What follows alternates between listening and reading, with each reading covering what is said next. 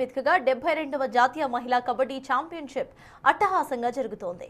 ఈ ప్రతిష్టాత్మక టోర్నీని నిర్వహించడం తెలంగాణకు గర్వకారణమని అన్నారు తెలంగాణ కబడ్డీ అసోసియేషన్ అధ్యక్షులు కాసాని వీరేష్.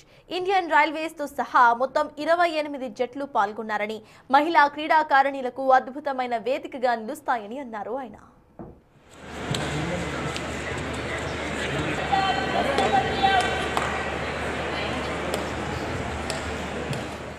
ముఖ్యంగా ఈ ఏడాది సెప్టెంబర్లో జరగబోతున్న ఏషియన్ గేమ్స్ కోసం భారత జట్టు ఎంపికకు ఈ టోర్నీ కీలకం కాబోతోందని అన్నారు అధ్యక్షులు కాసాని వీరేష్. హైదరాబాద్ వేదికగా ఇలాంటి జాతీయ స్థాయి పోటీలు జరగడం వల్ల కబడ్డీలో మహిళలకు ప్రోత్సాహం లభిస్తుందని, అసోసియేషన్ తరపున ప్లేయర్లకు అన్ని విధాలా అండగా ఉంటామని అన్నారు ఆయన. ఈ మెగా ఈవెంట్ జనవరి 27న ప్రారంభం కాగా నేటితో ముగియబోతోంది.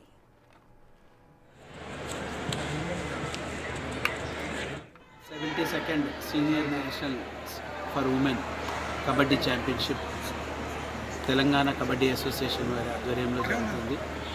దీంట్లో 28 టీమ్స్, ఆల్ స్టేట్ టీమ్స్తో పాటు రైల్వేస్ కూడా ఇందులో పార్టిసిపేట్ చేయడం జరుగుతుంది.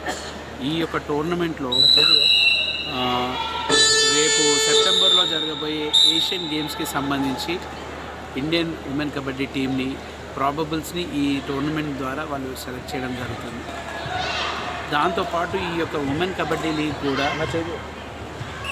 రాబోతున్నందుకు ఈ యొక్క సీనియర్ ఉమెన్స్ కబడ్డీ ఛాంపియన్షిప్ ఈ యొక్క ప్లాట్ఫామ్ హైదరాబాద్ వేదికగా ఈ యొక్క ప్లాట్ఫామ్ దీన్ని మేము భావిస్తున్నాం. ఎందుకంటే రేపు రాబోయే రోజుల్లో ప్రో కబడ్డీలో ఉమెన్ని కూడా ఇంక్లూడ్ చేయడం జరుగుతుంది కాబట్టి దానికి ఇది ఒక మంచి బేస్ ప్లాట్ఫామ్గా యూజ్ అవుతుంది.